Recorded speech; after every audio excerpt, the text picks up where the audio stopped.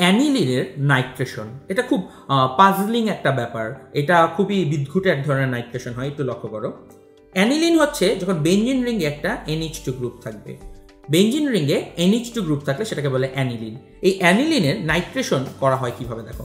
Nitration মানে কি, nitric acid আর sulphuric acid একসাথে যোগ করা। আমরা আমাদের পুরানো ভিডিওগুলোতে দেখেছি যে বেঞ্জিন বলের নাইট্রেশন কিভাবে হয়। তো এই দুটা জিনিস দিলে বেঞ্জিন বল একটা নাইট্রো গ্রুপ যুক্ত হওয়ার কথা। তোমরা সবাই জানো এই NH2 এটা হচ্ছে একটা অর্থ প্যারা নির্দেশক।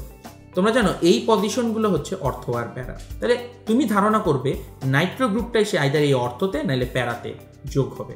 কিন্তু আশ্চর্যজনক ব্যাপার হচ্ছে এই অ্যানিলিনে নাইট্রেশন করলে নাইট্রো গ্রুপটা এসে যুক্ত হয় মেটা পজিশনে, অর্থাৎ প্রোডাকশন ক্ষেত্রে যে প্রোডাক্টটা আসবে সেটা হচ্ছে মেটা নাইট্রো অ্যানিলিন। অর্থ প্যারা নির্দেশক থাকা সত্ত্বেও কেন প্রোডাক্টটা মেটাতে বসে সেটাই হচ্ছে আমাদের আজকের ভিডিওর আলোচ্য বিষয়। এই জিনিসটা ব্যাখ্যা করা যাবে খুব সহজেই এই দুটো অ্যাসিডকে দিয়ে। তোমরা জানো সালফিউরিক অ্যাসিড, এই বিক্রিয়ার সময় সালফিউরিক অ্যাসিড ভেঙে সেখান থেকে H+ আসে। সবচেয়ে বড় ব্যাপার হচ্ছে অ্যানিলিন নিজে একটা ক্ষার এবং এখানে আছে অ্যাসিড। তাহলে একটু লক্ষ্য করো, এই NH2-র লোন পেয়ার ইলেকট্রন দিয়ে সে এই H+টাকে গ্রহণ করে, অর্থাৎ সালফিউরিক অ্যাসিড থেকে যে H+ ছাড়ে অ্যানিলিন সেটাকে নিয়ে নেয়। নিলে সে কি তৈরি করে লক্ষ্য করো,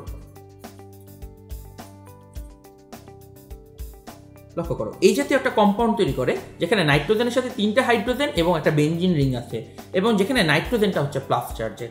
এই আয়নটাকে বলা হয়ে থাকে অ্যানিলিয়াম আয়ন। এই আয়নটার নাম হচ্ছে অ্যানিলিয়াম আয়ন। একটু তাকিয়ে দেখো, অ্যানিলিয়াম আয়ন কি অর্থপ্যারা নির্দেশক? ব্যাপারটা না।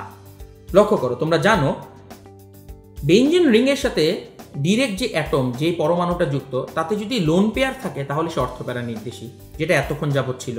নাইট্রোজেনের লোন পেয়ার ছিল তাই সে অর্থপ্যারা নির্দেশী।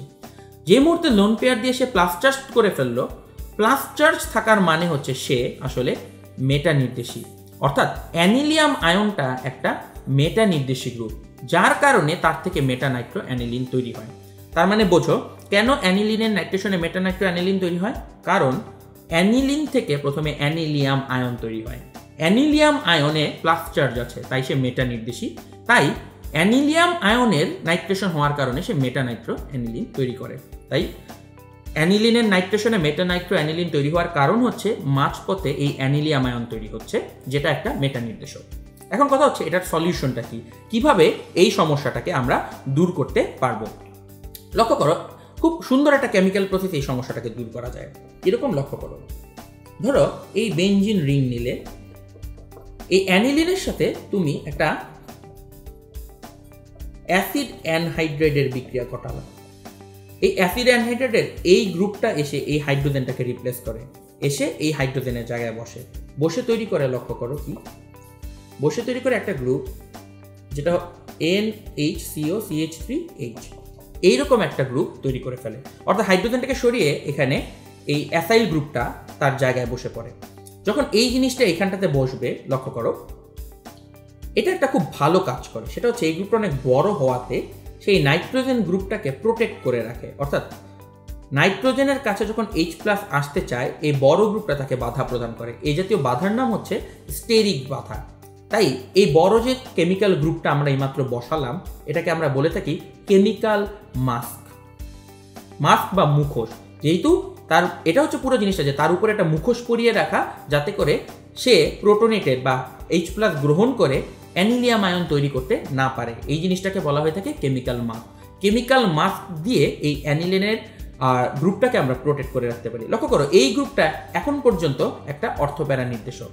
এখন যদি তুমি এটাতে নাইট্রেশন করো তাহলে প্রোডাক্টটা আসবে অর্থপ্যারা। অর্থাৎ আমরা যে আগে মেটা প্রোডাক্টটা পেতাম সেই মেটা প্রোডাক্ট আর পাবো না। এখন এখানে নাইট্রেশন করলে অর্থপ্যারা নির্দেশকই পাওয়া যাবে। এর মেইন কারণ হচ্ছে এই যে নতুন মাস্কটা আমরা এখানে বসালাম, সেটা এই স্টেরিক হিন্ডেন্স দিয়ে জিনিসটাকে প্রোটেক্ট করে রাখে। সো অ্যানিলিনের নাইট্রেশনের মেইন ঝামেলা হচ্ছে এখানে অ্যানিলিয়াম আয়ন তৈরি হয়। অ্যানিলিয়াম আয়ন তৈরি করা ঠেকানো যায় হচ্ছে আমরা এখানে যদি একটা কেমিক্যাল মাস্ক অ্যাড করে ফেলি, তাহলে লক্ষ্য করি।